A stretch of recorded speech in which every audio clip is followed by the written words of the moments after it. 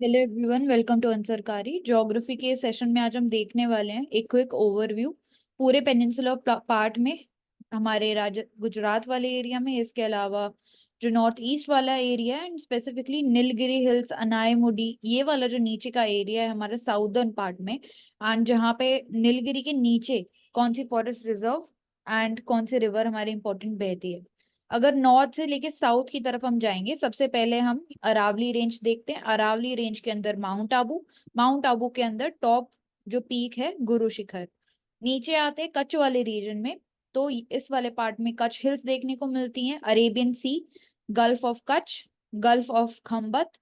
इसके अलावा गुजरात का जो रीजन है, गिरनर हिल्स, मंदर हिल्स और गिर रेंज, ये तीन रेंज हमें यहाँ पे देखने को मिलती है। इसके अलावा जो गल्फ ऑफ कच्छ है उसमें इंपॉर्टेंट हमारा हो जाता है पिरोतन आइलैंड, जो कि हमारा मरीन नेशनल पार्क यहाँ पे लोकेटेड है गल्फ ऑफ कच्छ में इन द गुजरात रीजन, तो ये इंपॉर्टेंट हो जाता है।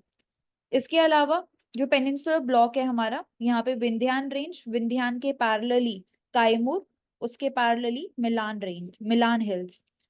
विंध्यान के नीचे फ्लो करती है नर्मदा, नर्मदा जो कि एक्सटेंड करती है हमारे कायमूर रेंज और मिलान हिल्स तक। नर्मदा के नीचे हमारा आता है सतपुरा, तो विंध्यान और सतपुरा के बीच में नर्मदा, नर्मदा के नीचे सतपुरा, सतपुरा और जो सतमाला हिल्स हम बोल सकते हैं उनके बीच में तापी रिवर फ्लो करती है। सतपुरा रेंज, सतपुरा रेंज की जस्ट नीचे गविलघर हिल्स, गविलघर के ईस्ट साइड में, नॉर्थ ईस्ट साइड में जाएंगे तो महादेव हिल्स, उसके ईस्ट साइड में माइकल हिल, माइकल के आगे जो नॉर्थ ईस्टर्न पार्ट है माइकल हिल्स का, वहां पे अमरकंटक सिचुएटेड है, जो कि इंपॉर्टेंट पीक हो जाती है इस एरिया में। नीचे आते हैं तापी रिवर जो कि फ्लो करती है हमारी महादेव में भी, सतपुरा के नीचे फ्लो करती है, अरासुर हिल्स के एरिया में फ्लो करती है, सतमाला हिल्स तक जाती है। सतमाला हिल, सतमाला के नीचे आते हैं तो थालघाट गैप आता है सतमाला और चंदोर हिल्स के बीच में। इनके राइट साइड में अगर देखें तो अजंता रेंज जो हमारी है वो लोकेटेड है, जिसमें कि गोदावरी रिवर फ्लो करती है। अगर अजंता रेंज की बात करें हम, तो ये सिर्फ एक ही स्टेट में हमारी लोकेटेड है, जो कि महाराष्ट्र है। तो इस पूरे एरिया में सिर्फ एक ऐसी यही रेंज है जो कि अजंता रेंज है, जो कि सिर्फ एक ही स्टेट में लोकेटेड है, दैट इज महाराष्ट्र। इसके नीचे निर्मल रेंज, फिर बलघट रेंज, हरिश्चंद्र रेंज। इंपॉर्टेंट हमारी ऊपर पेनिनसुलर पार्ट में हम कवर कर भी चुके हैं। नर्मदा रिवर जो कि हमारी अमरकंटक, माइकल के नॉर्थ ईस्ट में जो लोकेटेड है वहां से ओरिजिनेट होती है। इसके अलावा जैसे गंगा और ब्रह्मपुत्र वाटरशेड एरिया की हम बात करते हैं, वैसे ही वो largest watershed area in India, second largest जो वाटरशेड एरिया है हमारा सतपुरा एंड माइकल का जो वाटरशेड एरिया यहाँ पे फॉर्म हो रहा है by the Narmada Tapi river, इसको बोलते हैं। इसके अलावा नीचे आते हैं हम साउथ में, तो हमें पता है कि हमारा वेस्टर्न घाट और हमारा ईस्टर्न घाट इस वाले पार्ट में, नीलगिरी वाले पार्ट में आके मिल जाता है। तो ये जो नीचे वाला पार्ट बचता है, ये ना ही वेस्टर्न घाट का पार्ट है ना ही ईस्टर्न घाट का पार्ट है, ये साउथ कॉम्प्लेक्स हम इसको बोलते हैं, जहाँ पे पेरियर रिवर, कावेरी रिवर, ये सब हमें देखने को मिलती है। अगर वेस्टर्न घाट की साइड से नॉर्थ से लेके साउथ में हम जाते हैं तो बाबा बूडन हिल्स, उसके नीचे नीलगिरी, नीलगिरी और अनायमलाई हिल्स को सेपरेट करता है बीच में पालघाट, पालघाट गैप, जो कि यहाँ पे लोकेटेड है। पालघाट गैप के जस्ट नीचे लोकेटेड है अनायमुडी, जो कि अनायमलाई रेंज के नॉर्थ ईस्टर्न पार्ट में लोकेटेड है। उसके नीचे, उसके अगर अनायमलाई के ईस्ट साइड में, साउथ ईस्ट साइड में हम देखते हैं तो पलनी हिल्स, एंड देन नीचे कार्डमोम हिल्स। जो कार्डमोम हिल्स है और कार्डमोम रेंज है और जो पलनी हिल्स है, यहाँ से पेरियर रिवर जो है वो हमारी फ्लो करती है। नीलगिरी हिल्स वाला एरिया जो है, अनायमलाई और अनायमुडी वाला जो एरिया है, यहाँ से कावेरी फ्लो करती है। तो ये वाला जो पार्ट है जहाँ पे नीलगिरी हिल्स लोकेटेड है, ये ट्राई जंक्शन है। तीन बाउंड्रीज यहाँ पे आके मिलती है, एक तो केरला की, एक तमिलनाडु की और एक साइड से कर्नाटका की, जिसपे हमारा नीलगिरी बायोस्फीयर रिजर्व है, जो कि ये हमने बनाया हुआ है यहाँ पे। यहाँ पे हमारी नीलगिरी हिल्स इस पूरे एरिया में आगे भी एक्सटेंड करती है, लोकेटेड है केरला एक साइड, नीचे तमिलनाडु, ऊपर कर्नाटका। तो यहाँ पे नीलगिरी बायोस्फीयर रिजर्व के भी तीन पार्ट हैं। कर्नाटका में और केरला में जो लाई करता है बांदीपुर टाइगर रिजर्व हम बोलते हैं, तमिलनाडु साइड में हम उसको मुदुमलाई नेशनल पार्क बोलते हैं, एंड देन केरला वाले रीजन में वायनाड वाइल्ड लाइफ सेंचुरी। तो ये पूरा मिलके बनाता है नीलगिरी बायोस्फीयर रिजर्व। और जो कर्नाटका, केरला और तमिलनाडु वाला रीजन है, वहां पे हमें शोला फॉरेस्ट भी देखने को मिलता है। तो क्या होता है शोला फॉरेस्ट? जो हाई टॉप वाले रीजन है उसमें जो हमें फॉरेस्ट मिलता है माउंटेन रीजन्स में, उसको हम शोला फॉरेस्ट बोलते हैं। तो माउंटेन टेम्परेट फॉरेस्ट इसको बोलते हैं, केरला, कर्नाटका और तमिलनाडु के रीजन्स में देखने को मिलता है इधर ही। इसके बाद ईस्टर्न घाट की बात करें, ऊपर से पहले स्टार्ट करते हैं ईस्टर्न साइड में। राजमहल हिल्स, यहाँ पे राजमहल और गारो गैप लोकेटेड है, जो कि पेनिनसुलर ब्लॉक को, हमारे मेघालय प्लेट्यू को अलग करने का काम करता है बीच में, जिसको फिल किया गया धीरे धीरे by Ganga and Brahmaputra rivers, जो अपने साथ वो सेडिमेंट्स लेके आए। नीचे आते हैं तो दालमा हिल्स एंड बादाम पहाड़, ये यहाँ पे लोकेटेड है, पूरा ये एक ब्लॉक फॉर्म करता है। दालमा हिल्स का जो यहाँ पे पार्ट है, यहाँ पे छोटा नागपुर प्लेट्यू लोकेटेड है। छोटा नागपुर के अगर वेस्ट साइड में हम जाते हैं, जहाँ पे मिलान हिल्स लोकेटेड है, यहाँ पे हमारा भागेलपुर लोकेटेड है। नीचे जाते हैं तो गरजत हिल्स हमारी लोकेटेड है, उसके नीचे नायागर हिल्स, जिसमें इंपॉर्टेंट पीक हमारी लोकेटेड है जिंदगढ़ा हिल, जिंदगढ़ा पीक। अब हमने कल भी बात की थी, जो ईस्टर्न घाट में हमारी रेंजेस हैं, जो हिल्स हैं, अगर उसमें हम ऊपर से हम बेसिकली नॉर्थ से साउथ जाते हैं तो Nallamalai hills, Palkonda range, Javadi hills, Shevaroy, और फिर इस साइड की भी हमने बात की थी जिसमें बाबा बूडन और फिर नीलगिरी और अनामलाई आ जाता है।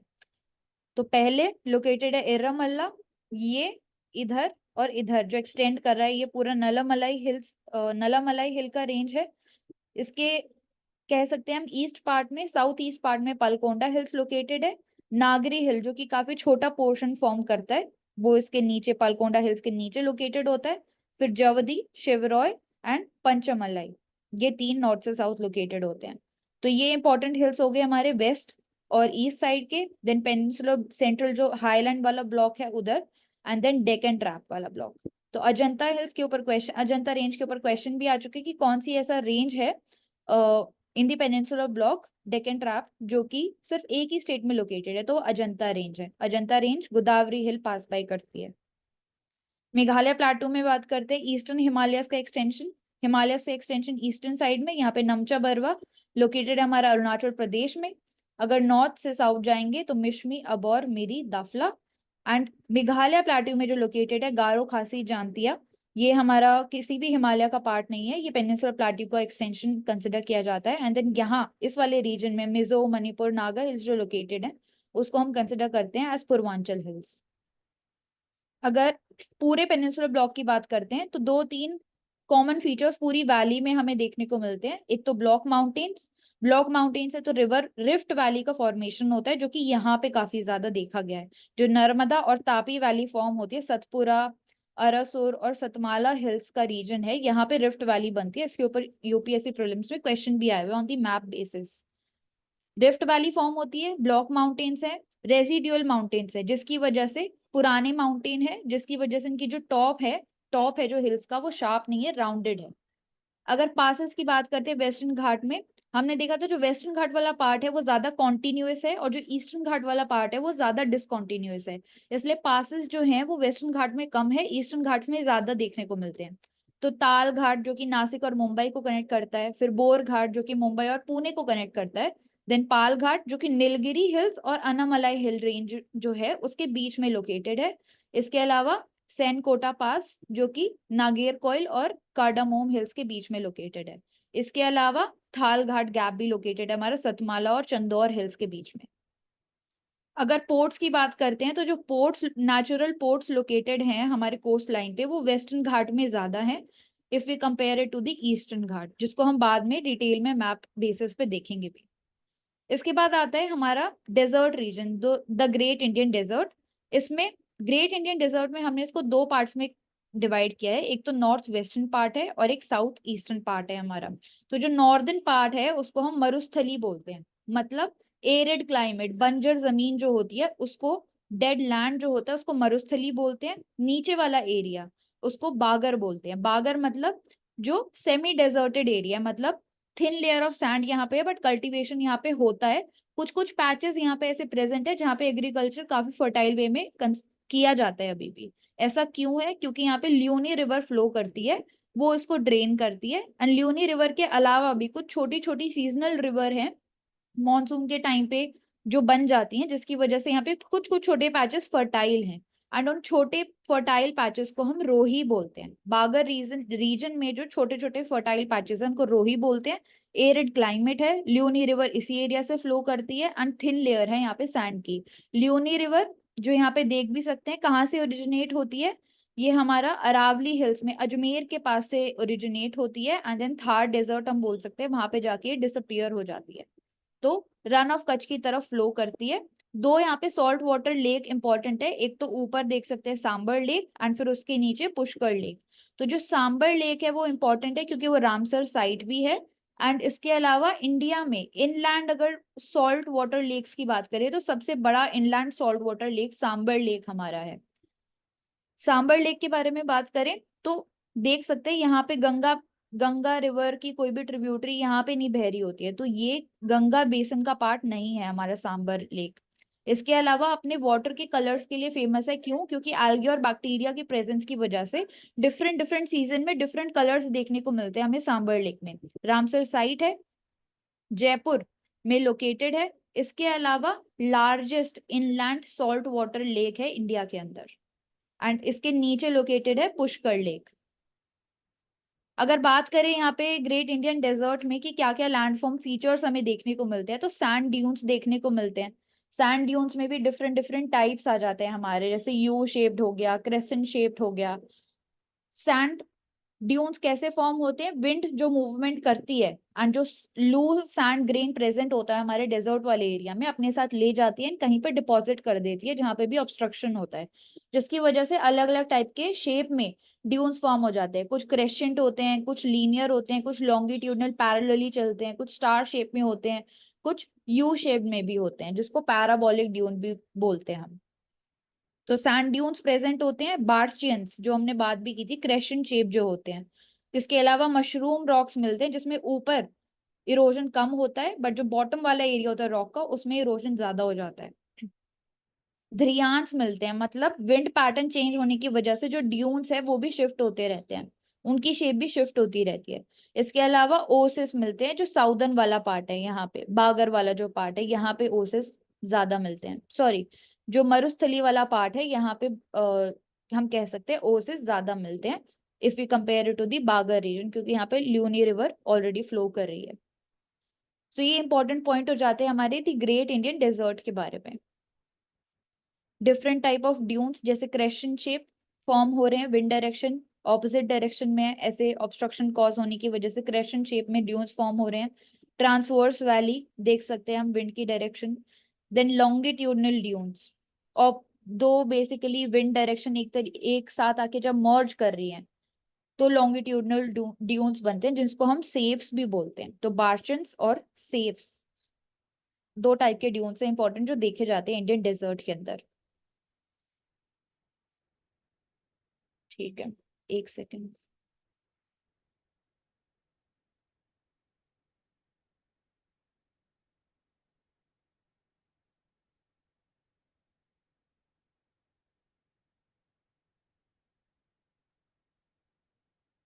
यहाँ पे कुछ क्वेश्चंस भी हैं इन ये टॉपिक्स के ऊपर। जैसे पहला क्वेश्चन दिया हुआ, which of the following mountain ranges is spread over only one state in India? Aravalli, Satpura, Ajanta और सह्याद्री, जो कि हमने देखा था अजंता है इन महाराष्ट्र स्टेट। इसके बाद नेक्स्ट आता है मैप बेसिस पे, ये ए रीजन है, देन ये बी, उसके ऊपर सी एंड वेस्टर्न घाट वाले पार्ट में डी रीजन। तो यहाँ पे हमें प्लेस करना है कि कौन सा रीजन डिपेक्ट कर रहा है ये। एक बार सारे ऑप्शंस दिखा। हाँ दिख रहे हैं, एक मिनट। पहला वाला ए बोल रहा है तो रिफ्ट वैली रीजन है। A B, B is Chhattisgarh plain, C hmm would be Chota Nagpur plateau and D western ghat हो गया। वेस्टर्न घाट रेन में दिया हुआ है shadow rain shadow region, region. हाँ रेन शैडो रीजन। तो रिफ्ट वैली सी हाँ। 36, हाँ सी होगा। Then which of the following statement is not correct? The Western Ghats are relatively higher in the northern region. Anaimudi is the highest peak in the Western Ghats. Tapi River lies to the south of Satpura. The Narmada and Tapi river valleys are said to be old rift valleys. So कौन सा correct नहीं है वो बताना है। I think A incorrect होगा, क्योंकि ये उससे बोल रहा है कि नॉर्दर्न रीजन में western ghat are relatively higher. Hmm बाकी बी सी डी तो करेक्ट ही है। हम्म ए ही है इसका आंसर। एक सेकंड। तो जो नीचे वाला पार्ट है वेस्टर्न घाट में उसमें हायर होता है आई थिंक वो, ऊपर वाले पार्ट में नहीं, क्योंकि नीलगिरी वगैरह सब नीचे वाले पार्ट में लोकेटेड है। नहीं है तो continuous mountain chain he, but जब हम कंपेयर करते हैं वेस्टर्न और ईस्टर्न घाट्स तो बस इतना इंपॉर्टेंट आई थिंक कि वेस्टर्न घाट ज्यादा हाईयर है compare to Eastern Ghats. But जैसे ये वेस्टर्न घाट के अंदर बात कर रहा है ना कि वेस्टर्न घाट का नॉर्थ वाला रीजन या साउथ वाला, तो अनायमुडी और नीलगिरी है ये सब हाईएस्ट पीक है हमारे वेस्टर्न घाट में, तो साउथ वाला ही रीजन हायर होगा अगर सिर्फ वेस्टर्न घाट में भी बात करें तो। यही है, it progressively increases from north to south. Hmm क्योंकि अनायमुडी शायद मतलब हाईएस्ट हाँ पीक वो है साउथ वेस्टर्न में, घाट। हाँ साउथ में ही लोकेटेड है वो। हम्म अन्नामुडी और डोडा बेटा, ये वन ऑफ द हाईएस्ट। डोडा बेटा। हम्म Then next question is which one of the following is the correct sequence of given hills starting from north to going towards the south? Nallamalai Hills, Nilgiri, Javadi, Annamalai. तो पहले तो नल्ला आएगी, नल्ला hills, हम्म उसके बाद नीलगिरी। हाँ नीलगिरी होना चाहिए, फिर जवदाई और अन्नामलाई, ऐसे है क्या? नल्ला, आई थिंक नीलगिरी पहले आएगी जवदाई से। हम्म हम्म अन्नामलाई ए तो होना नहीं होगा इसमें। ए होना चाहिए। हो जा रहे हैं। सी है। ए है नल्लामलाई, फिर जवदी, जवदाई। फिर नीचे आता है नीलगिरी एंड देन अन्नामलाई। ठीक है। Next is in which of these states is Guru Shikhar Peak located? Rajasthan, तो Gujarat, Madhya Pradesh, हम्म महाराष्ट्र। राजस्थान में, माउंट आबू में। हाँ तो राजस्थान है, माउंट आबू। ठीक है।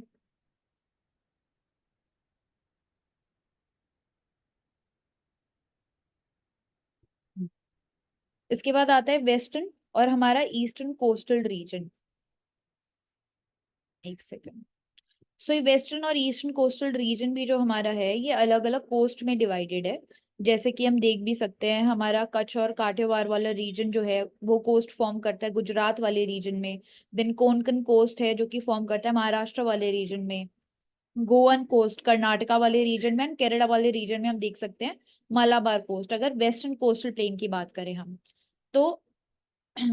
अरेबियन सी लगता है इस साइड में। अगर इसकी विड्थ की बात करें तो 50 किलोमीटर्स तक वेरी करती है इसकी विड्थ।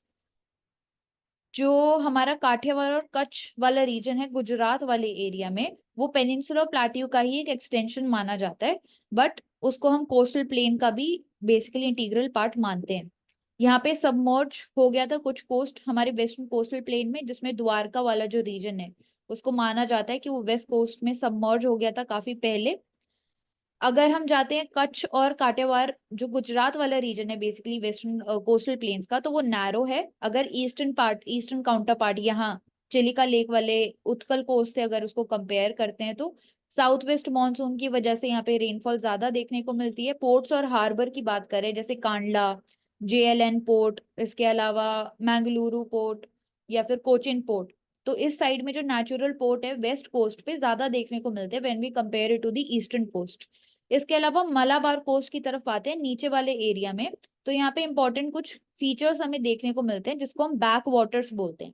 इसको हम कयाल्स भी बोलते हैं। तो मलाबार कोस्ट में कयाल्स देखने को मिलते हैं जिसका मतलब है बैक वाटर्स। बैक वाटर्स क्या होते हैं? बेसिकली सी का कुछ पानी एक शैलो लगून टाइप स्ट्रक्चर में हमारा इकट्ठा हो जाता है और कोस्ट लाइन के पैरेलली हमें ये मिलते हैं, जिसमें फिशिंग इनलैंड नेविगेशन के लिए इसको यूज किया जाता है। जिसका सबसे फेमस एग्जाम्पल है वेम्बनाड लेक जो कि लार्जेस्ट लगून है इस पूरे एरिया में।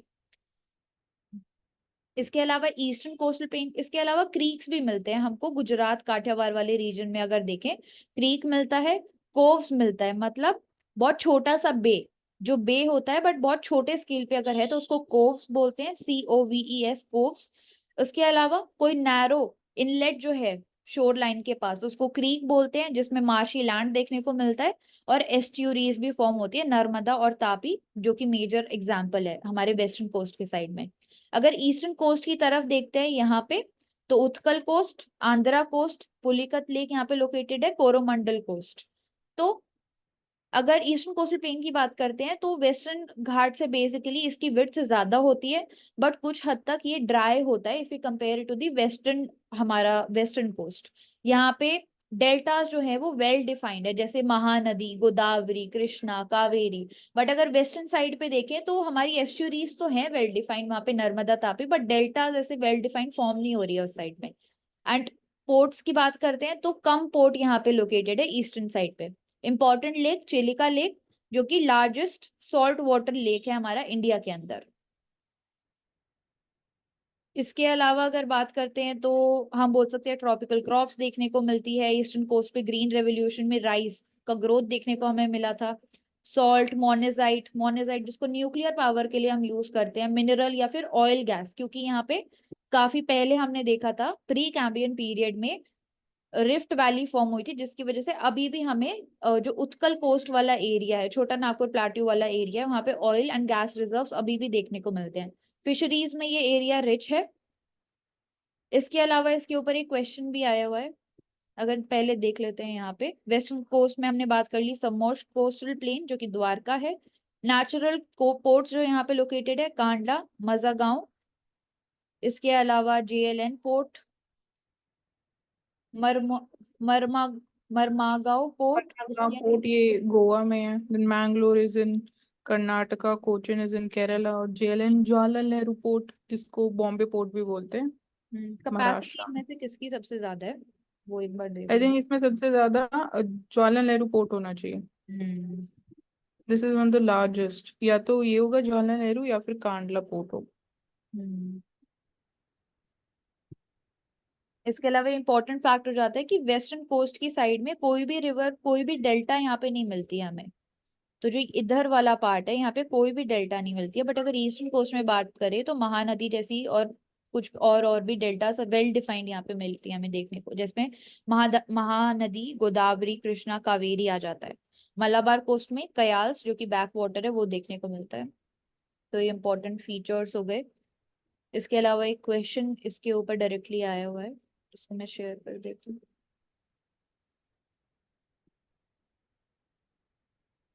तो क्वेश्चन है असर्शन और रीजन का। The eastern coast of India produces more rice than the western coast. Reason इसका है जो ईस्टर्न कोस्ट है it receives more rainfall than the western coast. तो ये भी हम्म ठीक ही है कि राइस ज्यादा मिलता है, जो ग्रीन रेवोल्यूशन के टाइम पे भी इम्पैक्ट देखा था। बट रेनफॉल कम मिलती है क्योंकि इसको जो विंटर मॉनसून होता है, विड्रॉल होता है मॉनसून का, सिर्फ उसी टाइम पे रेनफॉल इस साइड में मिलती है हमको। वो भी सिर्फ स्पेसिफिकली आंध्र प्रदेश और तमिलनाडु में ज्यादा रेनफॉल होती है। तो हम बोल सकते हैं कि यहाँ पे डेल्टा ज्यादा फॉर्म होती है, इसीलिए फर्टाइल लैंड ज्यादा मिलता है यहाँ पे, तो राइस हाँ, ज्यादा तो कल्टीवेशन होता है। रीजन वो हो सकते हैं, right. Hmm. So we have completed for today in the geography session. We have covered a quick revision of Peninsular Block, about the Great Indian Desert, then about Western and coastal plains. In the next session, we will be covering all of the main river system in India, which includes the northern river system and the southern river system. So thank you so much for joining Ansarkari.